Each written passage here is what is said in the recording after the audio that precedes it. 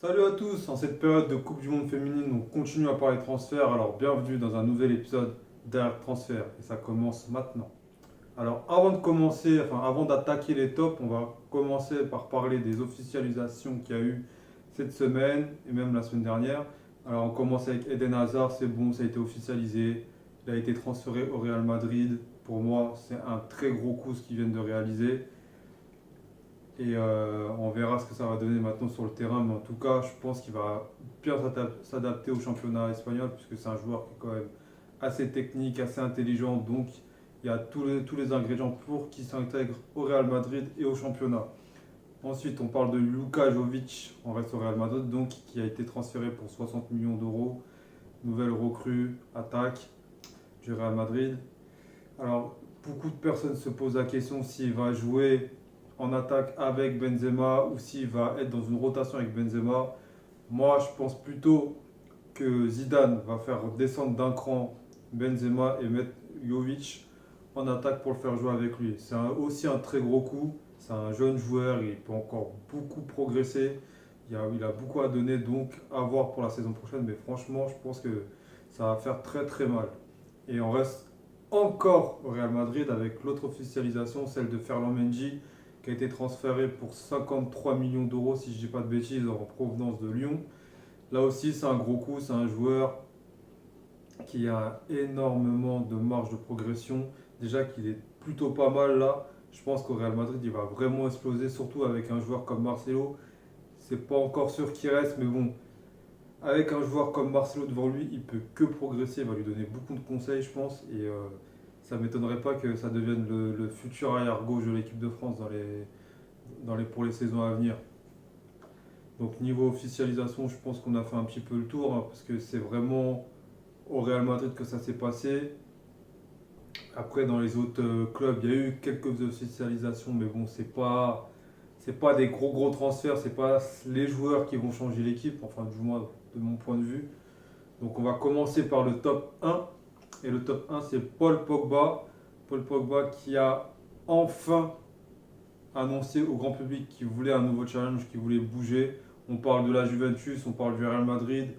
Moi, quand tu me dis nouveau challenge, en sachant qu'il a déjà joué à la Juventus, je pense direct Real Madrid. Mais bon, est-ce que c'est un transfert qui est réalisable? Ça, c'est pas sûr, puisque même si le Real Madrid a une enveloppe de 500 millions d'euros, c'est énorme. Ils ont déjà dépensé pour 305 millions d'euros. Donc il va falloir quand même un peu penser à vendre parce que s'ils ne vendent pas, ils peuvent avoir des ennuis avec le fair play financier. D'ailleurs, c'est même bizarre que le fair play financier se soit pas encore penché sur eux. Donc à voir ce que ça peut donner. Mais pour moi, Paul Pogba, s'il part, c'est pour le Real Madrid et je le vois mal retourner en Italie à la Juventus. Après, je peux me tromper, comme beaucoup de gens, mais bon, nouveau challenge. Je pense que vous pensez comme moi, c'est un nouveau championnat, un nouveau club. Et la Juventus, il a déjà été, comme je l'ai dit. Donc, à voir dans la suite. On passe au top 2. Le top 2, c'est l'OM qui se serait mis sur Salomon Rondon plutôt, excusez-moi, le Vénézuélien. Alors, que dire, que dire. Personnellement, si je suis supporter de Marseille, on me parle de grand attaquant, on me sort ce nom, je me dis, tu te fous de ma gueule. Honnêtement, tu me sors ce nom, tu te fous de ma gueule. Je te demande un grand attaquant, tu m'as ramené Balotelli, ok, on est content. Balotelli va peut-être pas rester, va peut-être partir. Tu me dis pour le remplacer, tu me mets Salomon Rondon. Vous foutez de ma gueule. Personnellement, je serais supporter olympien, je le prendrais super mal. Mais vraiment mal. C'est un attaquant qui est bon, parce qu'il a quand même certaines qualités, mais c'est pas un grand attaquant. Il a jamais rien gagné dans sa vie, il a jamais fait une saison où il a dépassé allez, les 15 buts, on va dire. Donc pour moi, c'est pas un grand attaquant, c'est un attaquant que tu peux faire signer quand tu es le Stade Rennais ou je sais pas, à la rigueur le FC Nantes, mais pas quand tu t'appelles l'Olympique de Marseille. Quand tu t'appelles l'Olympique de Marseille, que tu veux des grands joueurs, tu dis que tu vas ramener un grand attaquant, tu te mets sur un grand attaquant, il y en a plein dans le marché. Un Bellotti ou un truc comme ça, même si c'est cher, tu essaies de chercher un joueur qui marque au moins une quinzaine de buts par saison, c'est déjà ça. Pas un attaquant qui peine à dépasser la barre des 15. Donc moi, c'est mon avis, je sais pas ce que vous en pensez, mais j'attends vraiment vos commentaires par rapport à cette rumeur de transfert vis-à-vis de l'OM et de Salomon Rondon. Ensuite, on passe au top 3 avec James Rodriguez qui est en partance du Real Madrid, il ne fait pas partie du tout des plans de Zinedine Zidane. Il lui a dit clairement qu'il ne comptait pas sur lui pour la saison prochaine. Du coup, il l'a invité à chercher un autre club et ça pourrait être le Napoli, le grand gagnant de cette histoire, mais à une condition, puisque là on parle de prêt avec option d'achat de 40 millions. Napoli voudrait une option d'achat de 30 millions, donc ça se joue à 10 millions près. Donc est-ce qu'ils vont réussir à trouver un terrain d'entente? En tout cas, Rames au Napoli, ça pourrait faire vraiment du bien à cette équipe qui manque un peu de justesse technique. Parce qu'on sait qu'au niveau collectif, ils sont au point, mais il manque ce petit joueur qui pourrait faire le lien entre la finition ou le milieu de terrain. Vous savez, ce petit joueur qui fait la différence dans les gros matchs. Et je pense que Rames, ça peut vraiment être ce joueur qui va installer sa petite patte gauche, qui va pouvoir débloquer un peu les matchs qui sont un peu fermés sur les coups de pied arrêtés et trucs comme ça.